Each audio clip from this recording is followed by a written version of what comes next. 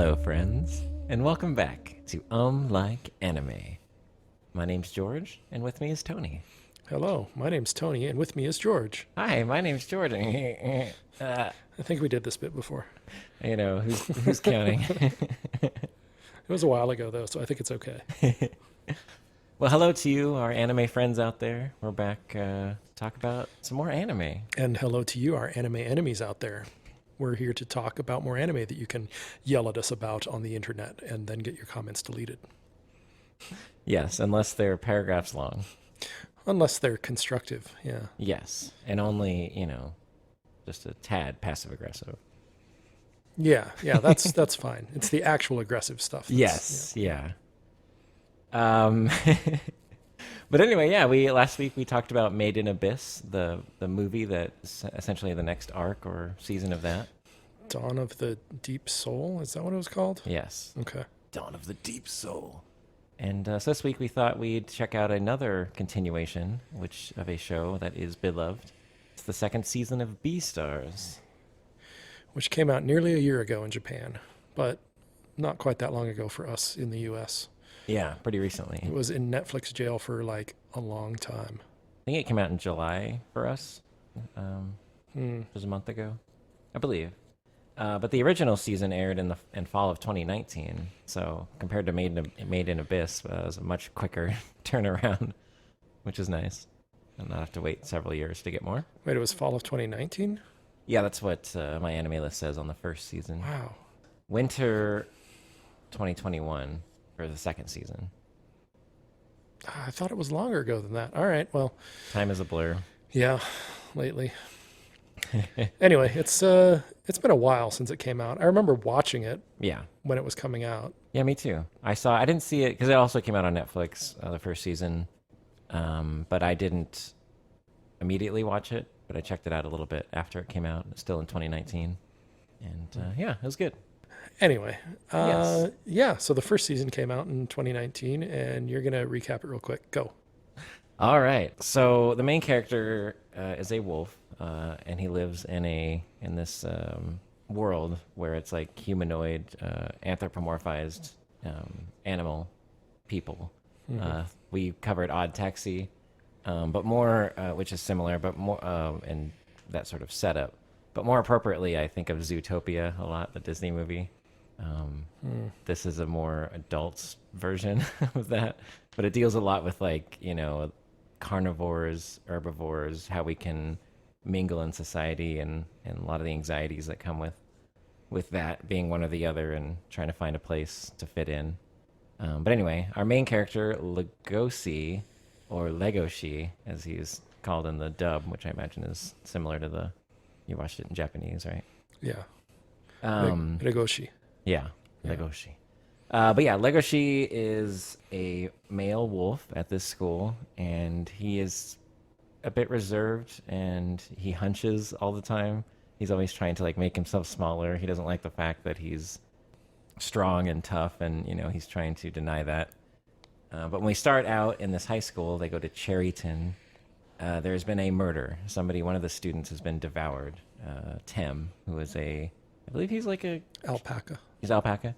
I got confused with some of these, like alpaca versus goat versus sheep versus some of them are ram. Some of them. I mean, he could be a llama, I guess, but I think he's an alpaca. I think you're right. Yeah. Which shout out to the alpaca girl in Odd Taxi, best girl.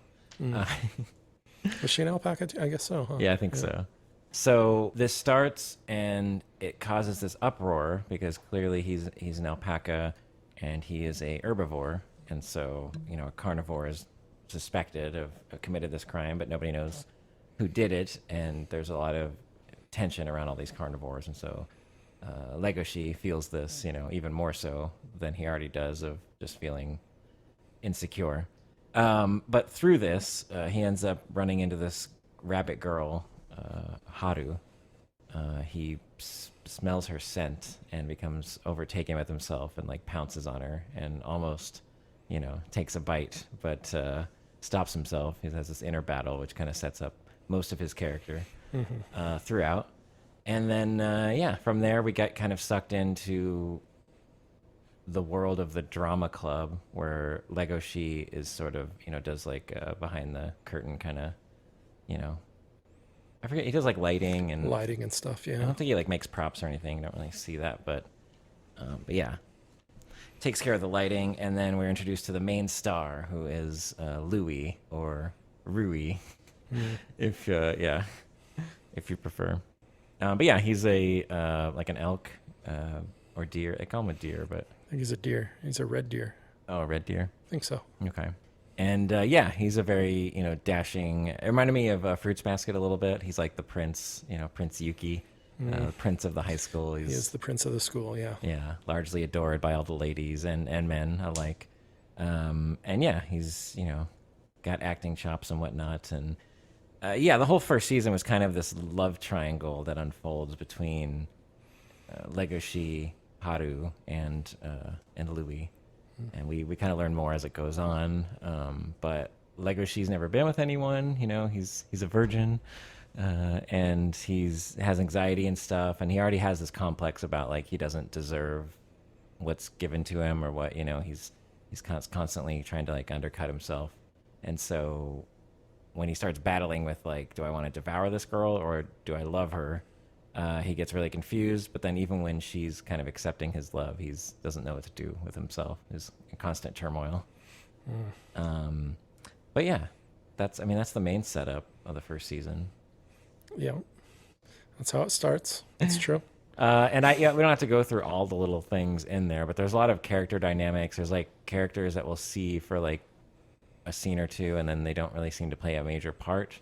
Like there's one character who's a chicken that like sits next to Legoshi and never talks to him, but She lays delicious eggs, though. she does, and he likes these egg sandwiches, and so those are her eggs, and there's this whole like inner monologue she has about this. It's really funny, but then that ends up not really going anywhere after that. Yeah. But with our main characters, that's kind of the main focus. And at a certain point in this season, Haru, the rabbit girl, who works or she doesn't work, but she's part of the gardening club. She's the only member of that.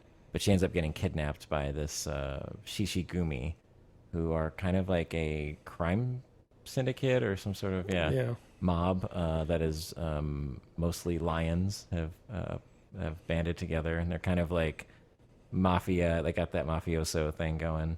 And they reign in what we learn of the black market, where in this world meat is kind of illegal. Carnivores aren't supposed to eat meat, but if you go to the black market, it's you can get all manner of delicious morsels.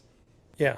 It's like, I don't know, I guess it's more like a red light district or something. Because when you think of the black market, you think of this sort of abstract concept of illegal sales. But this is literally like a marketplace, a physical location where people sell, animal meat. Yeah, it's almost just like Soho or like, I don't know, some part of the city or outskirts that isn't like, there's like a blind eye to it, I guess. Yeah. It's like within these confines, you can kind of do whatever you want, and the carnivores are able to like relax and just chill there. But it's kind of seedy and shady a lot of times there.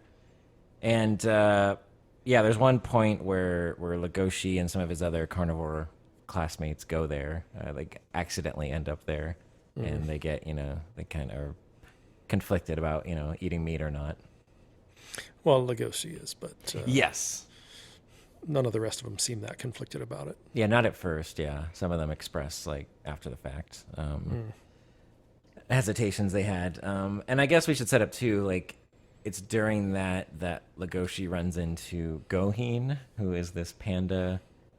He's like a doctor that is some holistic doctor that's trying to help carnivores who have like this meat addiction and have gone too far with it. And so it's kind of important. He's an important character. In the second season, but at the end of this first season, or the climax really, Haru is kidnapped by the Shishigumi. Legoshi really wants to go, or Legoshi wants to go save her, and he tries to rally Louis to go with him, and Louis is I don't know, like he just has no hope for it. It just seems insurmountable to him, and so Legoshi, runs off and does it on his own, although he runs into Goheen the panda and he helps him out immensely, even though he doesn't want to. And they raid the place, beat up a bunch of lions, and end up saving her. And but then as they're walking away, Legoshi is pretty badly beaten, so he's like limping away with Haru.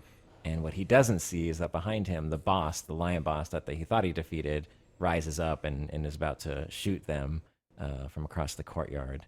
And he gets shot by none other than Louis, who I suppose had a change of heart and went back.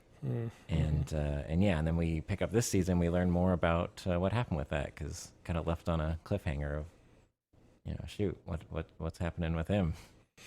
Yeah, I mean, we would expect that he probably get devoured by the lions, but as it turns out, that's not what happens. And he requests that even, or demands it. That's true, I guess. Yeah.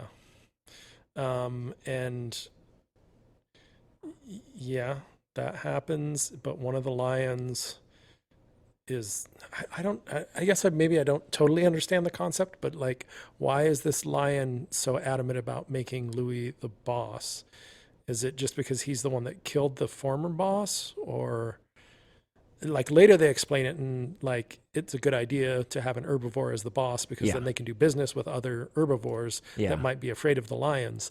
But like, they wouldn't have been, I can't imagine he was thinking that far ahead, but maybe he was supposed to be. I don't know. I guess. Yeah, I was a little confused on that as well. So now we're getting into the second season where we learn more about what happened with Louis and all that. But yeah, like you said, that argument made a lot of sense to me, and it kind of reminded me of recent news about like ISIS, like trying to rebrand themselves, like we're not as bad as we were, but it kind of seemed like that. But that's what they were going for. But yeah, did this lion have the foresight to be like, I want to follow you and have you like, and he was always very protective of Louis. Yeah.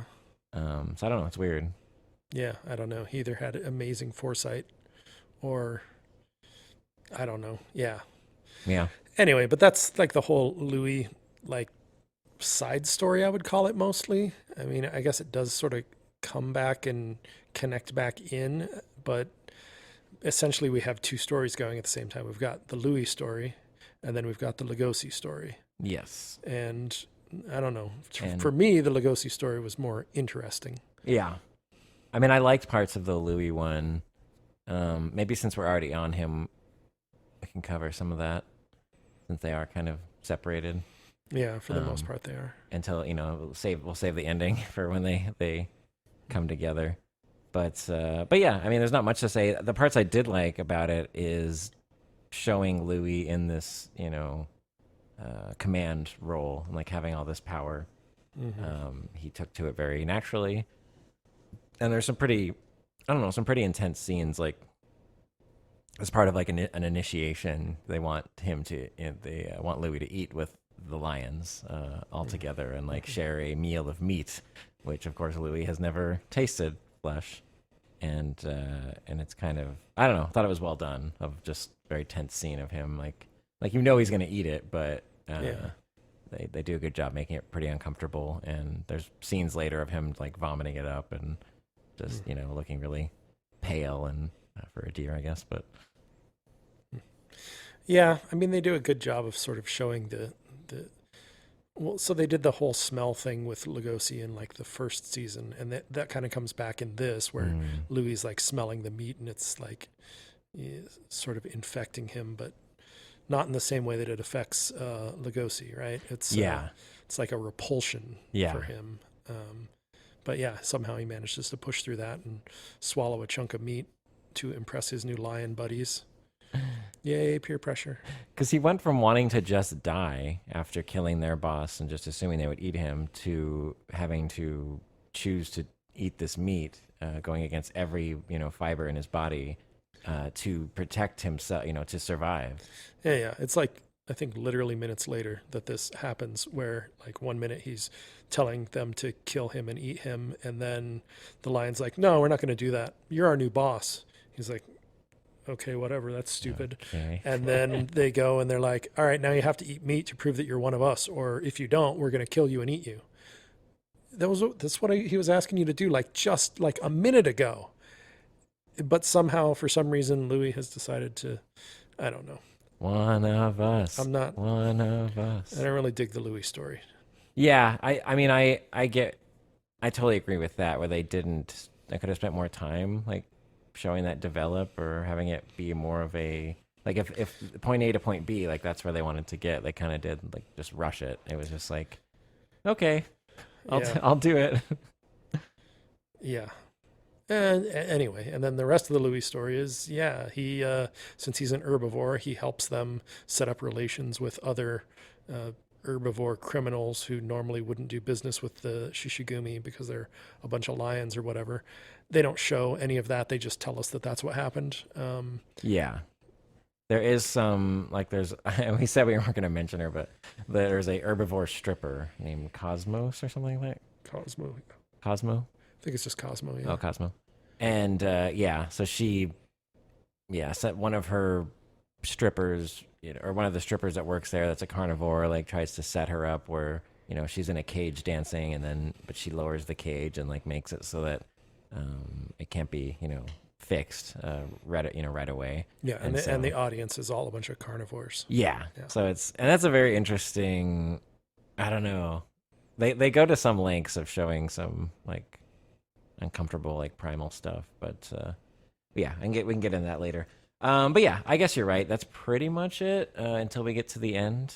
We do get some more backstory with Louis a little bit. Like there's a scene where he forces his dad to emancipate him from school, and who's not really his dad. He like bought him, and Louis grew up in a cage in the black market as a kid. Just so he has this. I think they first introduced that in the first season, but we get a little more of that.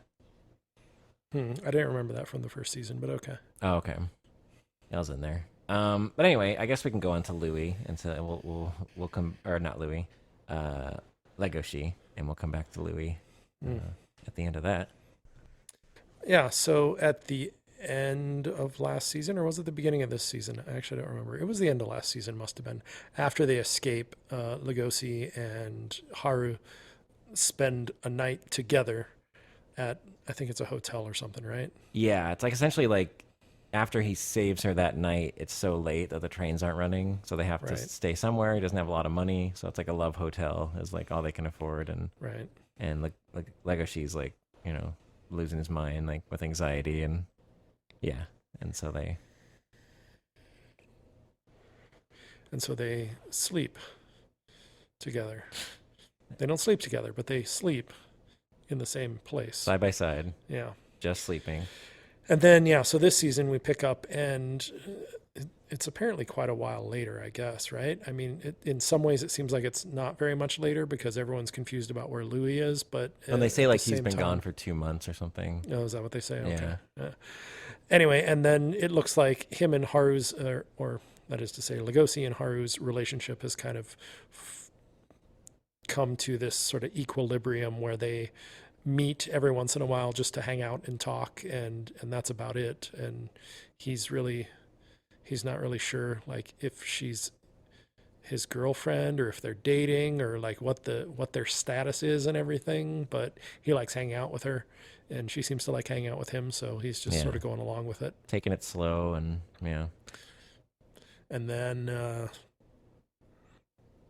and then comes the mystery of the school, the mystery of the six-eyed monster.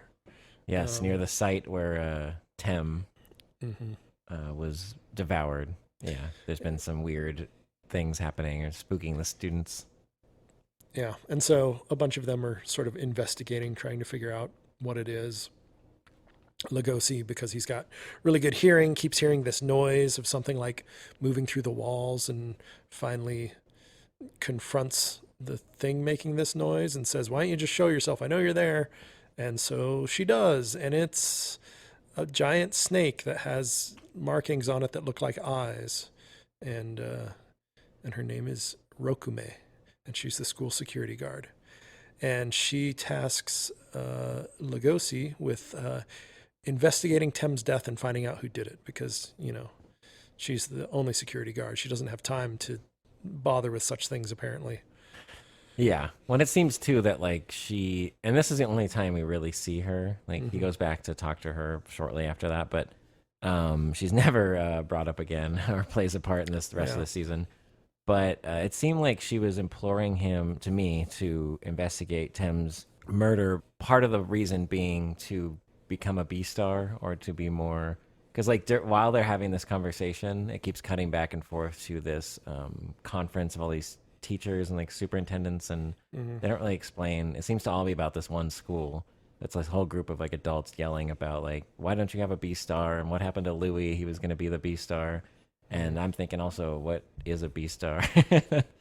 I mean, it's like the star of the school. I don't know. I feel like they sort of explained that in the first season, but maybe not. A little bit. I took it to mean like maybe akin to like a valedictorian or like someone that, you know, in academics, sports, or, you know, extracurricular stuff is just, you know, exemplary and kind of leads the school as an example or something. But it's weird to me that it would be like an official designation that would have all of these like higher ups in the school like in arms, that there's no B-star like officially.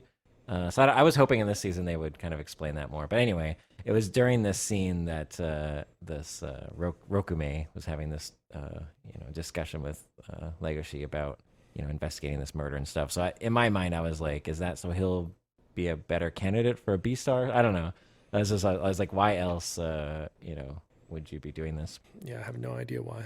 It doesn't really make sense why, but I mean, that's what happens. So that's what's happening. And Lugosi's all about, you know, trying to do that, I guess. And then like, got it. And then I guess we haven't mentioned Juno yet. Juno that's true. Is a female wolf who showed up somewhere in the end of the first season, and she has a crush on Lugosi, and sort of confesses to him, and he's like, I'm more into rabbits, which is Haru's a rabbit. If you haven't seen it, then I don't know, whatever. But yeah, Juno, she complicates this love triangle. You know, she's like the added layer on that. But Lugosi never really shuts her down, you know, never says like, no, I'm in love with another person, even though she clearly knows that. And she doesn't, you know, she detests Haru because of it. But yeah. What does he just says now's not a good time or something like that? Or he keeps like, I forget what he said, but they did it a couple times where like he would just say something really like almost offer advice, but like keep up the good work, or, you know, don't forget to brush your teeth, or something like that. That was in this season where he inspects her mouth. But it was something like that where he's like, you know, you're doing great. I gotta go. Which I relate to Legacy a lot, just with his character. But she goes to see Louis. I know we're not talking about Louis, but like I remember that was like kind of one of her first things she did in the season. Right. Yeah, I guess that's what I was getting at a little bit, is that she goes to see Louis, but no one really knows where he is, but she figures it out somehow and goes to visit him.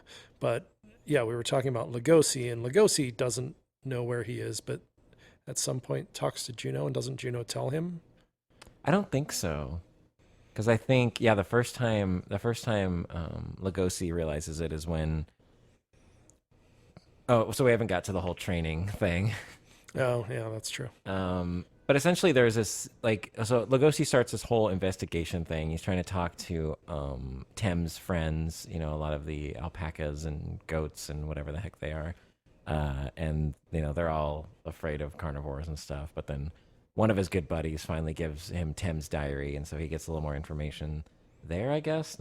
Nothing huge, but while he's doing that, he ends up meeting Haru again for a second time, and then he brings up Louis and makes it awkward, and she doesn't want him to leave, but he kind of just storms off and like keeps his distance from her for a while, and that's when he meets Goheen again, and he starts to train him to become stronger, so that when he does find Tem's killer, he can, you know, more appropriately defend himself and also protect Haru, I guess, because that was a, you know, promise he made to her. Right. And yeah, it all just gets a little wobbly around here, I guess. Like, so yeah, he's training with What's his name? Goheen? Goheen. Yeah. Goheen? Not Gohan. Yeah, Goheen. Yeah, so he's training with Goheen, and part of it is sort of learning to resist his desire to eat meat, which is like a big part of what they're doing in this season. Is him becoming tough without meat, because normally carnivores have to eat meat to become tough, I guess. I don't know. It's almost like I almost took it like as like a meditative thing, you know. He's like just sitting in front of like a giant slab of meat on a hook, and trying not to eat it, I guess, while the intoxicating scent is driving him nuts. Yeah, and the whole middle part of this season is sort of a mess in the way that it's put together, because it jumps back and forth between different things going on, none of which really matter at all. Yeah, there's a lot of asides with characters that just kind of pop up, and then I like it in the sense that you empathize more with some of these people living in this society, but it doesn't necessarily elevate the main story. It's just kind of like more like world building, I guess. Yeah. And so like, yeah, we get some montage, I guess, of Lugosi training and investigating, and then Louis being a crime boss is cut in with that as well. That's part of it. And then other stuff. And at some point during that, Lugosi he's out at night, like at the school, and he basically gets attacked by someone, we don't know who, some towering figure that binds him up and gags him, and it's just like kicking the crap out of him. But Legoshi manages to get a bite on him, and I guess on his face, and taste his saliva, and so that becomes pretty important. He French kisses his attacker. Yeah. And this is important because later on he suspects someone in the drama club for having killed Tim, and so there's this one scene where he's in their locker room area, and for whatever reason, every single carnivore seems to have an unfinished drink, Yes. a bottle of soda or something in their locker, and so he samples them all to match the saliva, and he figures it out. Super easy. Yeah. And then once he figures it out, the person that he figures out who it is, I don't know, are we spoiling this or? I think so, because spoilers. I mean, we're talking about this whole thing, and so this is about the midway point, I think, which I thought was interesting. That's when they reveal who the killer is. But then it becomes important later on, all the stuff that ensues there, but. Yeah, and we didn't introduce the other guy yet, the other bighorn sheep guy. Oh, that's true. Yeah. So many things just happen. It was part of that same montage sort of stuff. That's true. So when Louis ends up, officially resigning from the drama club, and then he also pulls out of school officially. But in his place, they kind of need a new star, and so they get this freshman who's a bighorn sheep. Yes. I know he's kind of like a pretty boy, I guess, and he's kind of full of himself. He's not a bighorn sheep because they say he's something else, like a thin horn sheep or something. He's definitely a sheep. They say it. He's got these attractive horns. The ladies I'm told. The ladies love him. So yeah, he's a bit, a bit full of himself, but he's interested in acting, and so he comes on board to be one of the, main actors. And he becomes important because and then there's some random scene where he's essentially asking Lugosi to try and eat him or something. I don't know what the hell that scene was about. That was strange. It just happens, and then we never come back to it again, and I don't know. It was like they needed to have an interaction so that, I don't know, to tie things together more later. I don't know. Yeah. I forgot about that scene where he's just like, eat me. Yeah. I'll turn the lights off. You want to eat me? Just random, weird. Yeah. I don't know. And anyway, and so. Well, all this to set up him confronting the killer. Yes. Okay. Who is a bear named Riz. Yeah. So. Big old bear. Yeah, I guess we probably have seen him before. Like he's been a part of the drama club the whole time, but I don't remember So noticing him before until this one scene before he goes and like is sampling the drinks. They show this guy a lot, and he's huge, and just like even his shoes look just like the shoes of the person that attacked Lugosi. Anyway, so it's pretty obvious who the person who attacked Lugosi is, and that person is probably the person who killed Tem. And then, yeah, and then we launch into a whole another story about his plight as a bear. He's a large bear, so because he's so large, he has to take muscle atrophying drugs, I guess, to keep him from getting too big and too scary. Um, and so they go into that so that we feel sorry for him a little bit, I guess, before we find out for sure that he's the one that ate Tem, right? yeah, before we get like the full backstory of like how like they were friends, I guess, Yeah. and I guess we can get into that since we're talking about him. Yeah, well, Tem was friends with Lugosi too, so he was, fairly Yeah. friendly with carnivores, but Yeah, and they had a bond, and I guess like for Riz, part of his backstory was that because he's so big and muscular, he'd always like put on this face to be, nice and friendly.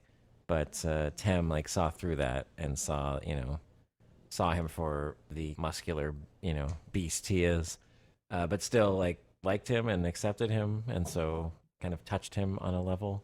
And for some reason, this inspires Riz to stop taking his muscle atrophy medication to show Tem how really big and strong he could be, and then Right. it all goes awry, and he gets eaten.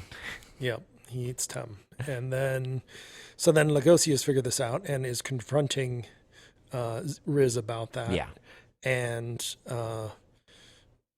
Pina shows up.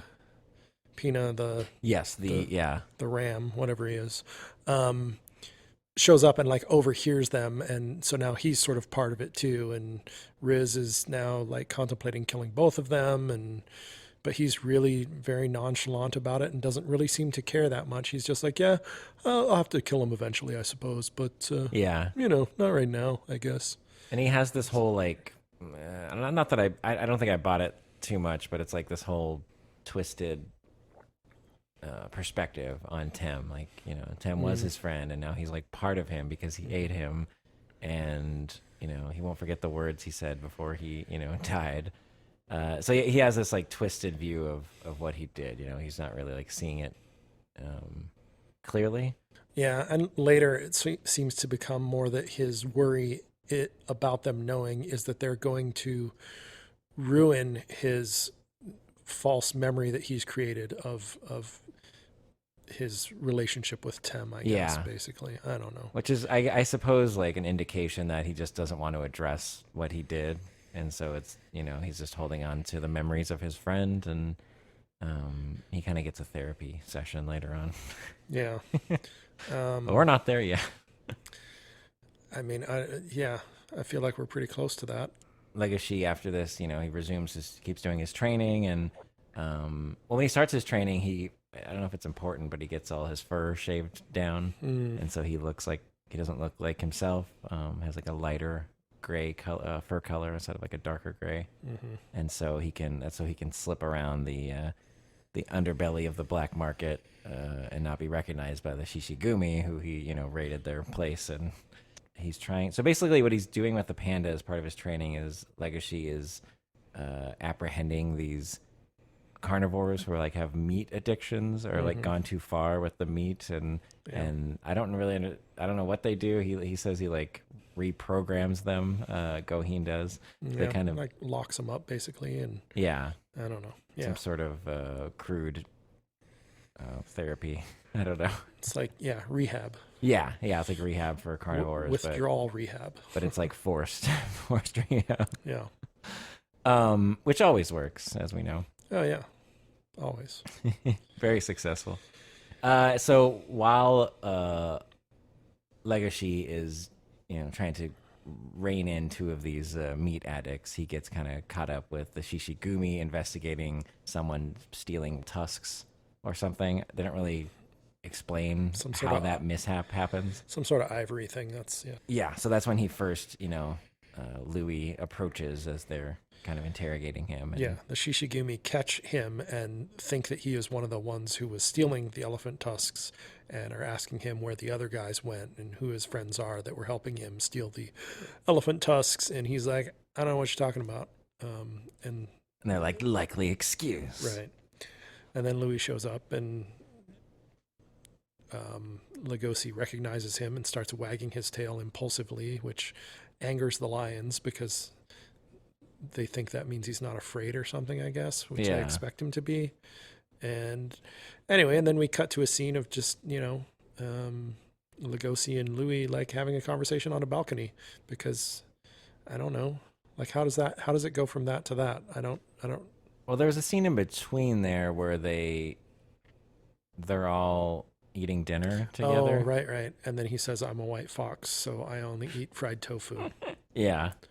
And Louis is convinced that he has been eating meat and that like he's Legoshi has, and that he's a hypocrite. Right. For, all the stuff in the past of him, virtue signaling with meat consumption. It's all immediately like resolved, like his misunderstanding, because not only does Legoshi get to witness Louis eating meat to prove among the lions, like, no, I'm cool. Mm-hmm. But then after that, when they go out into the balcony to have a private discussion, I guess, and the Shishigumi are like, okay, like, well, yeah, you'll be fine, I guess, boss. I guess. And but then Legoshi hugs him really tight, but it allows Louis to get a good sniff. It doesn't smell any meat on him, so he's like that whole misunderstanding. Oh, nope, that didn't matter. Yeah, and then all the lions come out and I guess assume that he's attacking Louis or something. I don't know, Yeah, because that it was all random turns too. Yeah, sour for some reason, and then Lugosi has to like jump off the balcony to save himself, and he does, and that's the end of that scene. Yep, and it was all, I think, all just to reunite them, and yeah. So after that, there's more training, and then there's a scene that I thought was dumb too. Like I like this show. Like I don't know. This season had a lot of stumbles, I think, story wise. But this is one of them where it's like Pina has a run-in with Riz, after they've had multiple, and it becomes clear to him that they need to do something about that. So he, without asking Legacy or anything, he like plants a note in Riz's locker to be like, come meet me at this place, and we're going to ambush him, and it's a whole plan. Legacy hears about this, immediately runs to the locker, gets the letter before Riz can see it, but then boom, Riz is right behind him, and they just start fighting. Well, Riz is right behind him and says, oh, I should have known it would be you planting a fake note from Pina. Yeah. Wait, he already read the note then, and then he put it back in his locker and just waited? And the note still looks sealed. And then why would Lugosi be going to get it if it doesn't? Yeah, it doesn't make any sense. Doesn't make any sense. Anyway, yeah, then they start fighting, and they're like, oh, well, we shouldn't fight here. Let's go to this other place where it'll be easier to clean up all the blood. So then they go and like basically trash a shower. Yeah, it's like a big, large shower And area. while they're fighting, some janitorial staff shows up, and Riz goes out and says, oh, yeah, we're almost done in here with our showering. We'll be out in a minute. And then he goes back in and says to Lugosi, oh, we have to stop fighting right now, and we can resume this later. And then they start fighting again. And then the janitorial staff yells again, hey, are you guys done in there yet? And then they decide to just leave. I don't know. And yeah, and there's no repercussions from destroying this shower room or anything like that. Yeah. And it's so, and it with you describing that just now, it made me think too, like it completely like deflates a lot of the tension of this fight when they're like, well, I guess we'll have to do this later. It's like, well, it's not that important then. Yeah. There's a lot that just doesn't make sense from story standpoint or character motivation, or it's just there because I guess it looks cool or something. I don't know. Yeah, it's almost like they were just kind of hurrying it. Like, we got to get to this point where these characters can fight for real. And yeah, there's really no excuse for it. I don't understand why they had to rush it so much. Yeah. And then now are we at the end? I believe so. Yes. Okay. So then, Legoshi, they've planned this fight. It's going to be like at New Year's, like Yeah. right before midnight. Uh-huh. But Legoshi wants Louis to be there for some reason. He wants him to witness it because he might die. Yeah. You think you'd want Haru there after, but anyway, he whatever reason. He's got a bigger crush on Louis, I guess. Anyway, so yeah, so they get there and Louis hasn't shown up yet, and him and Riz start fighting and stuff, and Riz is kicking his butt because he's a giant freaking bear, and Yeah. as you would expect would happen. And he's not taking his atrophy medication either, so Right. even more ripped. And Legosi is, super weak because he hasn't eaten meat, although I don't think he's ever eaten meat in his life. So I don't know why that's suddenly a thing where he's becoming weaker, which they talk about a lot. Like, oh, I'm becoming weaker because I'm not eating meat, but you never ate meat. So why would you be becoming weaker? Yes, it doesn't make sense. And anyway, so Louis shows up and says, eat my fucking leg. And Lugosi's like, okay, because this whole show hasn't been about how Lugosi refuses to eat meat. It's apparently not important. It's like, oh, well, I have to eat meat so I can win this fight. So I guess I'll do that. Yeah. Despite everything this show is set up about me. Yep. But then it's like, I'll just eat your calf, so that you're still alive. I didn't have to kill you. This is a humane way of doing it. And yeah, that leg, I mean, Louis didn't want it anyway because that's the leg that it has the marking on his foot from when he was branded as a child, when he was for sale in the black market or whatever. Yes, which we did touch so on, he's happy to be rid of it, I guess, which he basically says to Lugosi. And anyway, and then Lugosi goes back and kicks Riz's ass, and the end. Yes, and then Riz realized, he has an epiphany of like, you were right. I don't know. I killed my friend, or I forget what he says, but he has some sort of like, aha moment of recognizing what he did. I just realized we skipped over the part where Louis is no longer the leader of the Shishigumi. Yes, yeah. We also skipped over the moth. Oh yeah, the moth. I'm fine with skipping over the moth, but the Shishigumi thing, I guess, is sort of important. Yeah. I mean, sort of. I don't know exactly why what happens, but Louis wants to go and support Lugosi in the fight. Yeah. And he basically says, the other guy who's like the head of the lions, Gon, I guess. Gon, yeah, is like, well, no, we have important things to do here or something like that. But I'll drive you if it's that important to you. But then he also says like, I'm leaving the Shishigumi. And, yeah. Gon says, well, you can't leave the Shishigumi, so now I'm going to try and eat you. But then earlier in the show, Gon had given a gun to another of the lions and said, if I ever try to eat Louis, then shoot me. So, so he does. Chekhov's gun given to a lion thing. Which is so ridiculous. He was just tailing the car because they were driving in a car and this other guy was on a motorcycle and he just follows him everywhere just to make sure. Sense sure they had tinted windows, mafia guys. Well, they pulled into like a darkened tunnel, so there's no way he could have seen anything anyway. Yeah. But anyway, so he shows up and he shoots him, and now so that guy's dead, and then the other lion who shot the second in command lion guy says, don't ever come back to the black market, otherwise I'll have to kill you, and if I have to kill you, then he died for nothing. Kind of seems like he died for nothing anyway.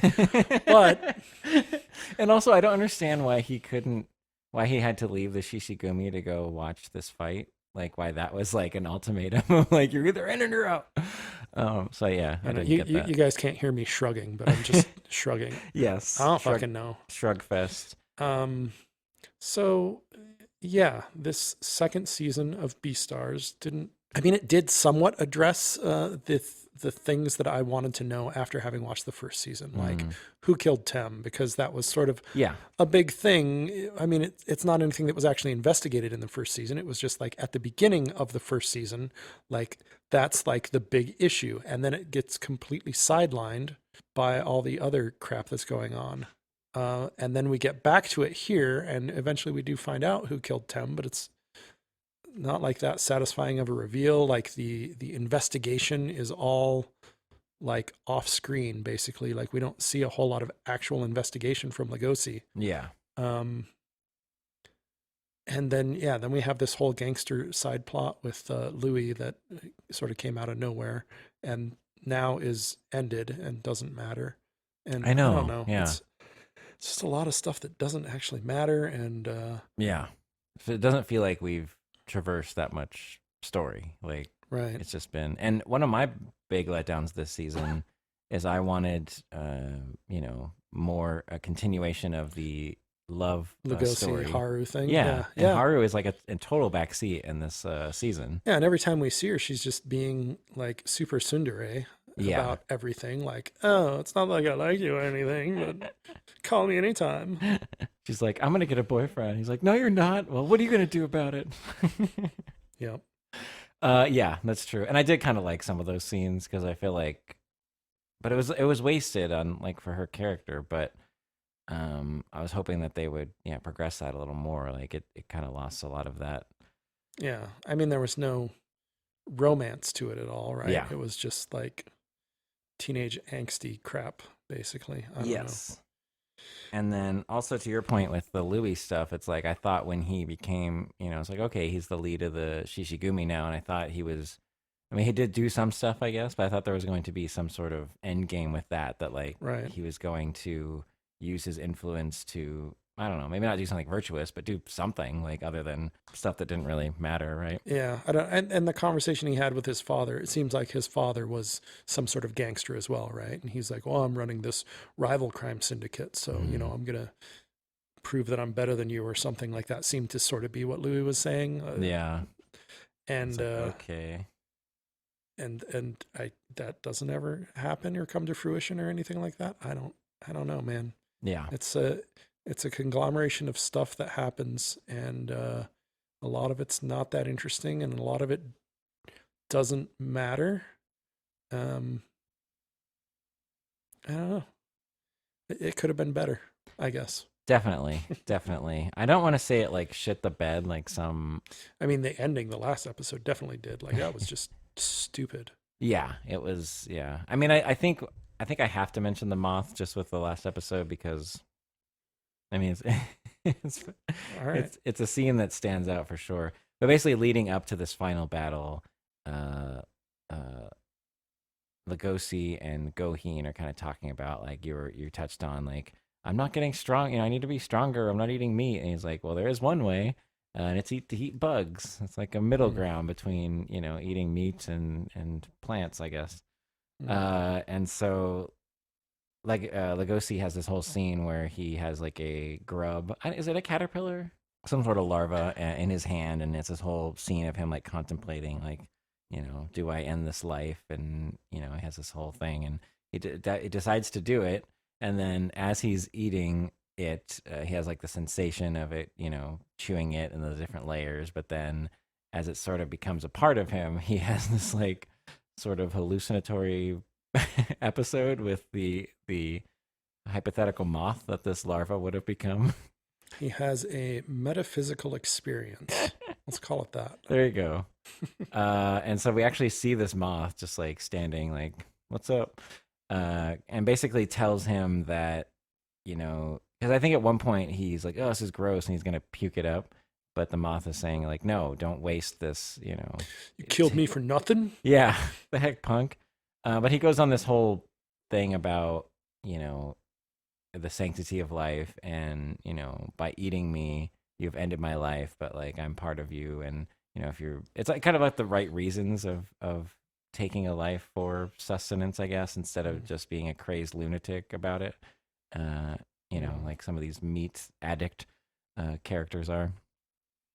So I don't know, I'm not saying they did this effectively, but during the final scene when he is convinced of, Louis convinces him to eat his leg, seem to tie into that, where it's like, well, I'm doing it for the right reasons. It's not just a blanket, refusal based on my, my virtues. It's like, no, this is a means to an end. And so I don't know.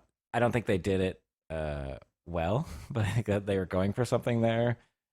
But it kind of confused the whole message, I think, of what this whole world is trying to say about meat and carnivores versus herbivores. And I mean, there's bigger picture stuff there, I think, going on. But just with that alone of like, why do we eat what we eat? And, should there be guilt associated with what you eat if you're killing something? Like these like kind of topics I wanted them to explore like more succinctly and have like a clear message. But well, I think, okay, if you eat other people, you should feel guilty and bad about that. if you eat your friend, There you go. That's whole universe solved right there. well, I guess it works for Louis' character because he wanted the Shishigumi to eat him, and they wouldn't. And then later he's like, Legosi, you eat me, and he's like, okay, but just this part. Only his leg, OC. Oh, see. Yeah, during that whole moth scene, I kept thinking of mushrooms because I had recently watched, I think it was an Adam Ragusea video about mushrooms and how they are essentially more similar to meat than they are to like a plant or a vegetable or something. Like they contain proteins in the same way that meat does, and that's why they have like umami like meat does because they have a lot of the same chemical properties. Anyway, and I was thinking, he should have just eaten some mushrooms. Just get a bunch of mushrooms and yeah. And mushrooms are amazing. Yeah. That's a good point though. Yeah, like have some mushrooms. Yeah, but I'm guessing mushrooms don't exist in this world. Maybe. They must not. Yeah, otherwise. I'm trying to think if I saw any in Louis' salad that the Shishigumi guy brought. Yeah. That was a funny scene where he's like, hey, I know, one of the lions is like, hey, I know you don't like eating all this meat and you're looking pretty thin, but I bought you a salad and that was weird. Never done that. Feel weird having it. So here, you take it. Felt really weird buying it. It's like going to the store to buy tampons for my sister. I don't know. He didn't say that, but That's funny. Do you think this show has a vegan agenda? Or maybe not by the end. It's like, no, eat a leg. It's fine. No, it seems to be like all that stuff early on seems to be sort of taking the whole meat is murder thing to an extreme. Even these carnivores are like, oh, eating meat's bad, Yeah. Sort of putting themselves in an unnatural position only so that they can come back later and say, eating meat is good because the animals that you eat become a part of you and give you power and strength. And, I don't know.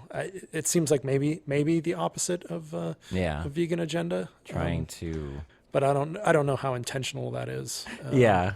I always, in the first season, I thought that the strain between the carnivores and the herbivores was an allegory for something in society. Yeah, same. I kept thinking. But it never really made that connection or laid it down in any way that it made sense as an allegory, I guess. And they even talk about, because I kept thinking that too. I was thinking like, is it like a race allegory, right, or is it more broader about like, we're not that far from our animalistic urges, our primal instincts. Like we think we're civilized, but we're really, there's a thin line between that. Or, but then with the race thing this season, they had a whole element of like the school was going to start segregating the classrooms and they're going to ban all the clubs and stuff. And it was like, okay, well that seems more directly like about that. But yeah, to your point, it's like they never really pick a lane and hammer it, right, like follow it through. It's like,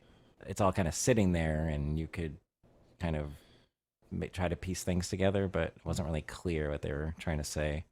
Yeah. Or if they were trying to say anything, maybe it was just, that's the way things are in this world. And we were trying to read too much into it. Maybe that's what I think now, is that I was trying to read too much into it. And that they weren't trying to use it as an allegory or try and make any sort of point about society. It was necessary for the story, I guess. I definitely hear what you're saying. That's probably fair, but I just, like, my brain can't stop thinking about it because it's so important, or it's framed to be so important. I also thought of like the carnivore versus herbivore thing of like, like men versus women. It's like men often have more muscle mass, and they can, they're just stronger. And so that was kind of an element of this too. It's like you don't know what it's like being a herbivore. Like you don't know, what it's like to live in constant threat and feel like every day could be your last, or that. Right. And then the flip side on the carnivore, like you don't understand what it's like to be, just assume that you can handle everything and that you're just this tough, individual. But yeah, once again, I'm probably grasping at straws, but I mean, you're right in that it seems like there is a little bit of an allegory of like sexual, I don't know, sexuality, I guess. Yeah. But roles. yeah, it never really goes with that. Like it sort of seems like it could, but it doesn't. It's almost like window dressing that they just didn't, Yeah. wasn't fully realized, or I don't know. Yeah, I don't know. And I don't know if this is from a manga or something, right? It is. And the manga is completed. It has been for several years. So I'm like, what story? Is this the whole story? And we might get more Beastars. So I'm like, I don't know. If anyone knows on the manga, chime in, please. But what were you going to say? Yeah, I was just, curious, like how close this is to the manga. Like if it sort of sped through things and skipped over things or did things differently because they maybe didn't realize they were important for these allegories that it seemed like were being set up. Yeah. Like it's possible that the people who made the anime just didn't catch on to them and didn't realize that those were there and changed things just enough that they're not there anymore or something. I don't know. It'd be interesting to look at it and see. That's all. Yeah. I'm curious too. I mean, I may even read the manga at some point out of curiosity, because I do like a lot of the characters, and a lot of the stuff that was set up in season 1 was intriguing to me. And beyond that, it's a good looking show. Uses 3D CG very well, I think. There's some parts where it's like a little takes you out of it, but like by and large, like it looks really good, I think. And the music was cool too. I was noticing like it was kind of like a film noir aspect in this season anyway. I was noticing of like a lot of like kind of down tempo jazz, kind of moody, just nice aesthetic. I mean, it was in the first season too, I think, but I think so. Yeah, I did notice it in this season as well. Yeah. So I guess that's it. You got anything else? I guess so. We're both a bit disappointed, but it definitely ended better than Promised Neverland season 2. Yeah. It's yeah. I would say I was a bit disappointed for most of this season, and the ending left me more disappointed than a bit. But not like it wasn't horrible. It's just the ending was crap.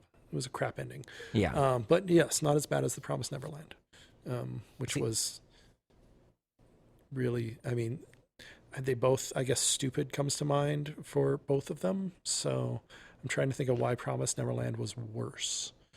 They were both rushed, but I think Promised Neverland was way more rushed. That's true. That the last 2 episodes of Promised Neverland was just like super rushed through a billion different things. Whereas this one, like the pacing of the ending wasn't horrible, at least compared to the rest of the season, which I think had some pacing issues. Like I don't know. It all seemed a bit hurried. Through most of the season. But yeah, Promised Neverland didn't feel that way until the very end, and it was like super mega 1,000 times speed. I feel like this season of Beastars, I just had this thought while you're talking, but like could have been better if they would have just focused more on like having, like on Louis' side, having more of a, once he kills the Shishigumi leader, they like imprison him or something, and then they show like his arc across the season of him becoming the leader of the Shishigumi, like actually this like, rags to riches kind of thing. Not the most appropriate turn of phrase, but you know what I mean, like him, like however it happens, but like more believably and more like, more of an emotional journey for him, instead of just like, oh, you're our leader all of a sudden. And then on Lugosi's side, being like him balancing his relationship with Haru more, having a lot more of that, with him also investigating Tem's murder. And then like this Right. season could have ended with him like figuring out who the murderer was instead of revealing it halfway through the season or about. Right. And then like getting rid of all that tension of like of who. I mean, I guess you still have tension of like them fighting, but then they fight so many different times that by the time it happens for real, it's like, all right. It's weird because you're right. Like even the first season, it seemed like the first half was its own thing and the second half was its own thing.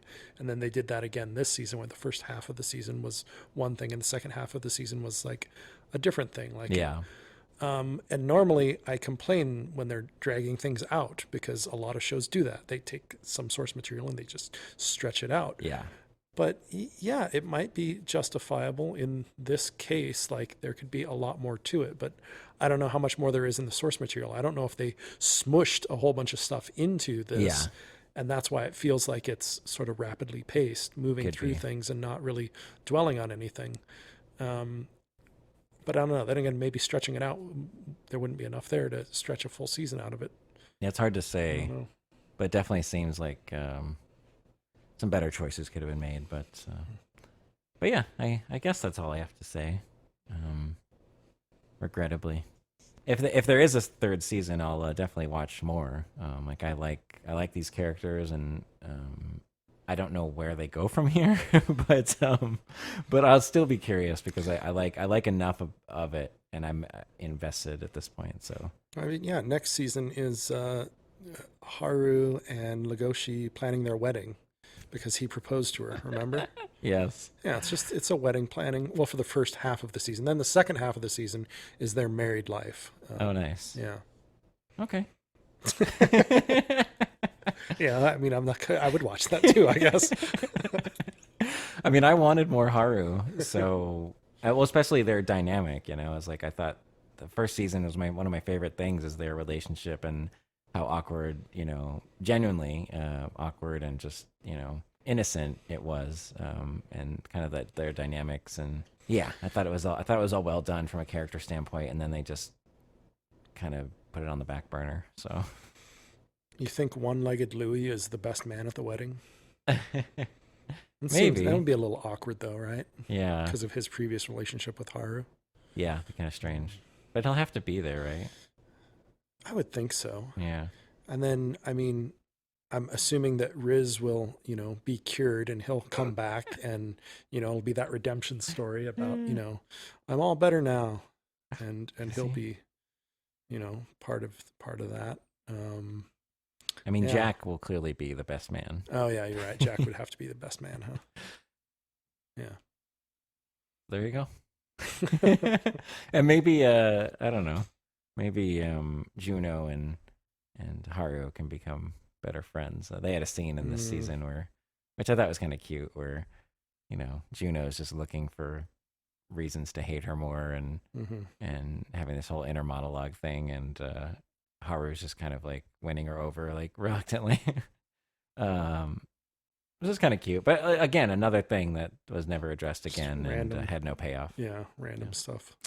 So yeah, along with what were the names that you wrote down? Sheila and Peach. And Peach, yeah, they had a scene that we didn't even talk about that. Yeah, I know. I thought of. I was like, when do I bring? Oh, and the anteater would even bring up that whole thing. Oh yeah, that too. Which I guess in hindsight it wasn't that important. I mean, not as far as like the main story goes, but yeah, it's all like little bits of window dressing to make the world seem more real or whatever. Yeah, right? And I like how they did some of that stuff, despite the fact that it wasn't really that necessary. Right. But with like Sheila and Peach, it's kind of a carnivore and an herbivore, becoming closer and going on this outing, like shopping outing, and kind of sharing differences they have. And I don't know, it's a lot about accepting someone different than you and learning to, just be friends with, people, regardless of, how you may differ or how your lives might be different. But yeah, so that was kind of that, and then the whole Kibi is the anteater, and he ends up inexplicably getting his arm like chewed off. It just kind of like falls on the ground. Just got ripped off. Like, Carnivores don't know their own strength, I guess, is what they say. And so, like, whoever the guy was that accidentally ripped his arm off was some sort of cat. I don't know what he could have been doing that he accidentally ripped his arm off, but that seems to be that it was an accident. Yeah, and he feels really bad about it, and there's this whole thing, and then it creates more tension between the carnivores, and yeah, but then they have a really tender scene where that guy that did it goes to visit the anteater in the hospital, and it was, I don't know, I like that scene. It was tender and sweet. And then we've got the Lugosi and Bill scenes. Oh, that's true. Yeah, that was a whole thing as well. Yeah. There's so much that we didn't cover. Yeah, but because it wasn't part of the main plot. It was all just stuff that happened. Yeah. Yeah, a lot of stuff happens. A lot of stuff. Speaking of stuff happening, next week more stuff's going to happen with the Like Anime podcast. We're going to do an episode about something else. What will it be? Who knows? Well, George and I do, but that's true. We're not telling you. So stay tuned. I mean, if you really want to know, you can go to our website, look at the schedule there, and it will probably tell you what it's going to be. How do you spell that? Like anime, UMLIKEANIME. .com. We got the .com, you guys. That's .com. Yeah. That's true. And you can find us on all the social media networks, Twitter and whatnot. Same thing. Like Anime, spelled the same way. Like Anime is the name of the show, and Like Anime is the name of the podcast show. I already said that. Likeanime.com is our website. I already said that. We're on Patreon. Show that out there. And patreon.com/likeanime. You can find us there. You can give us money if you want to, or if you don't want to, then don't. We're on YouTube. You can leave us comments. You can tweet at us. We have a Discord. You can join if you want to try and chat with us that way. Yeah. Whatever. You do what you want. I don't care. We'll see you next week. Bye. Bye, guys.